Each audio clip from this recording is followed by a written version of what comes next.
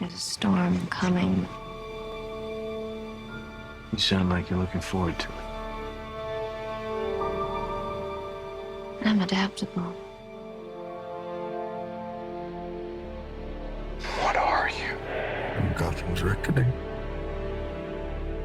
What we're constructing here is a very, very elemental conflict between good and evil. Why didn't you just kill me? Your punishment must be more severe. Did they kill him? I'm not sure. It's the true completion. I won't bury you. Buried enough members of the Wayne family. And takes everything to a whole new level. We were in this together. And then you were gone. It's a multi-layered story with massive amounts of action. The Batman has to come back. Chris was able to amp up the stakes for this last movie and really take it to places that I don't think anyone's expecting. What if he doesn't exist anymore? She must.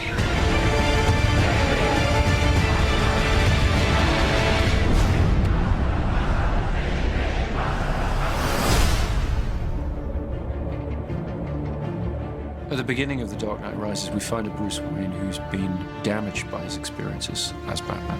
You are as precious to me as you were to your own mother and father. I swore to them that I would protect you, and I haven't.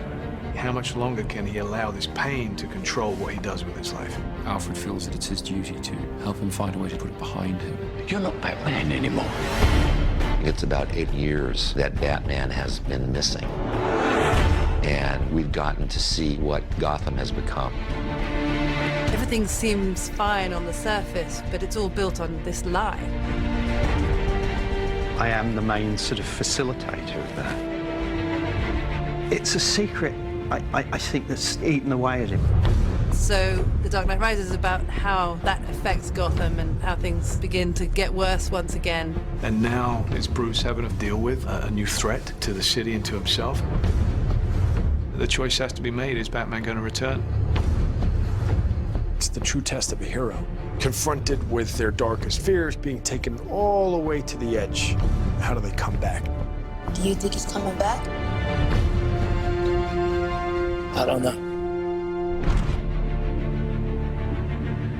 In The Dark Knight Rises, we have an incredible ensemble that we've put together. I remember seeing Christian in the makeup chair. There was a 3-year-old in me that was like, that's Batman. It never stops giving me goosebumps. Standing in the suit, where you walk down the steps and everyone just stops. I really wanted to see Batman meet his match. There's a new kid in town. This is the first time that Batman has come across anybody who is superior physically. Mr. Wayne. Bane's not ready to be reasoned with. When Gotham is ashes, you have my permission to die. Some people want to watch the world burn, or Bane's come to pull the pin on the grenade. Tom Hardy is an extraordinary actor. What Tom is able to do just with his expressions and his eyes, it's terrifying. Through the course of The Dark Knight Rises, we'll uncover more about what drives Bane, where he comes from, what he wants. Let the games begin. And none of it's good news. We've made some mistakes, Miss Kyle. Girls gotta eat. Selina Kyle has her own code of ethics, which sometimes involves doing things that other people might consider questionable. We have to have a way of grounding the character, realizing that the Catwoman could just be this con woman, this grifter, this classic movie femme fatale, really. Some brazen costume for a cat burglar. Yeah? Who are you pretending to be? I think Anne understood right from the first that she was going to have to do almost everything in the film herself. She has to be that character. She took it on in the most extraordinary way. The most important thing is to fit into Chris's Gotham City. My Catwoman has to be Chris Nolan's Catwoman. Don't be shy. When you cleaned up the streets, you cleaned them good. Pretty soon we'll be chasing down overdue library books. My character, John Blake, is a proud police officer. And in the midst of, I think, a lot of cynicism, he remains really idealistic and someone who really believes in what he does. We have a new character played by Marion Cotillard, Miranda Tate, a member of the Wayne Enterprises board, and she's trying to pull him out of his shell and get him back into the world. Don't worry, Master Wayne. Takes a little time to get back in the swing of things. Alfred, as played by Michael Caine, has always been the emotional heart of these movies. You know what Alfred is? He is us in this incredible world. He's not tough like all the others. These conversations used to end with an unusual request. I'm retired. I would say Lucius is the brains. Yes, Mr. Wayne, it does come in black. But he also has grown to have a great fondness for Bruce. Lucius and Alfred. Between the two of them, we try to keep his moral compass pointed in the right direction. And Commissioner Gordon, to some extent, has been left on his own running the police in Gotham. Jim Gordon really is the conscience of Batman, isn't he? What's great with Batman's allies is that they really bring interesting questions that Bruce has to answer in his life.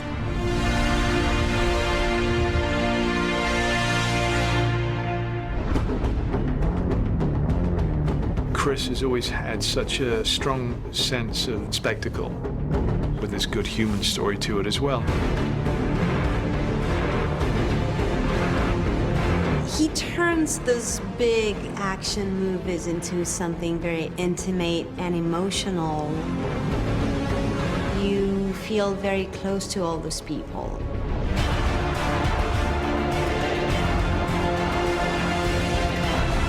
In every movie that Chris has made on the Dark Knight trilogy, he's been able to keep to great filmmaking in terms of the great characters and the great character arcs. He creates whole worlds that you really can get lost in.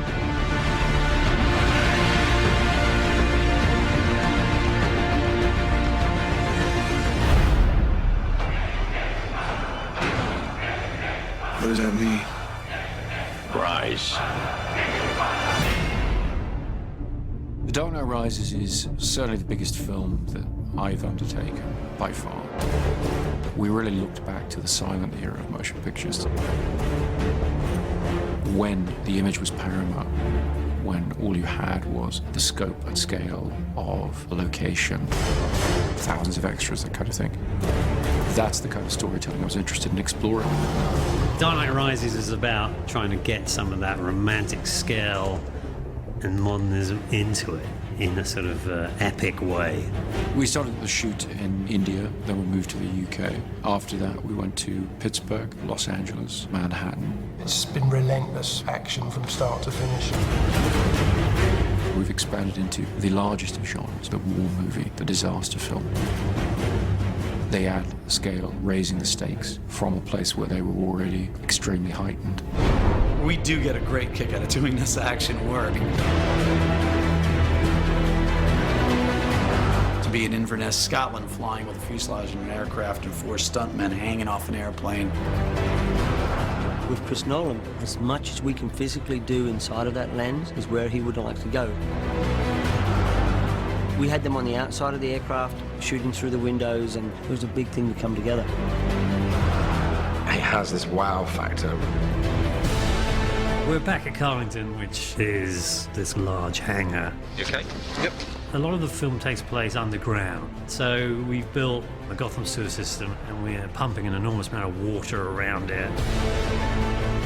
We wanted to fulfill the promise of Batman Begins, which is that Wayne Manor will be rebuilt exactly as it was, but that the Batcave will be expanded and brought forward technologically. My mother warned me about getting into cars with strange men. This isn't a car. One of the biggest creations was the new flying vehicle, the Bat. It's a big insect. It's nearly 30 foot long and 17 foot wide. It needs to travel very fast up roads. It needs to climb up over buildings. Chris Corbould and Chris's designs are just phenomenal. It's a wonderful new gadget. We have a big stadium that we have to blow up. The Pittsburgh Steelers have kindly allowed us their stadium. We We had almost 11,000 people turn up for one day's shooting to play fans of the Gotham Rogues. The biggest challenge is just the sheer scale of the operation that's going on. You know, we've got thousands of people in the stands, we've got multiple cameras, IMAX cameras. This is probably going to be one of the biggest, most demanding visual effects sequences in the film.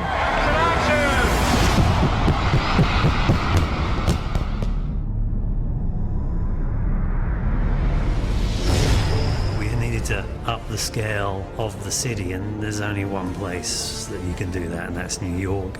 In the Wall Street sequence, there's a big battle between the police and all the mercenaries. They've got something like 1,200 extras.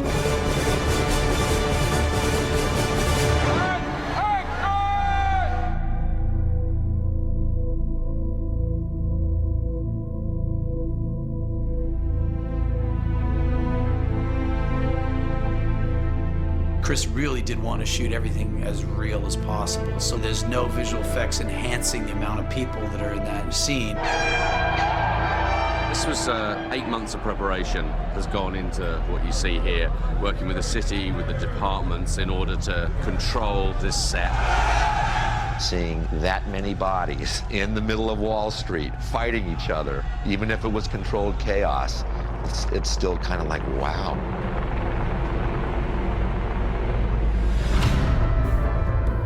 People of Gotham, we have not abandoned you. What does that mean? It means we're on our own. This is certainly the biggest movie that I've ever worked on. But then emotionally, it feels like something that a lot of people can tap into.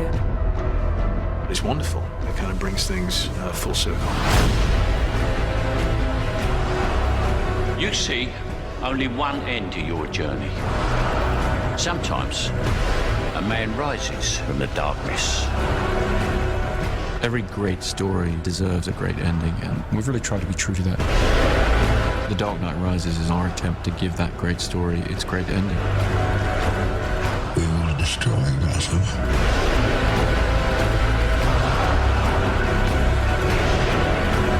What now? You don't owe these people anymore. You've given them everything.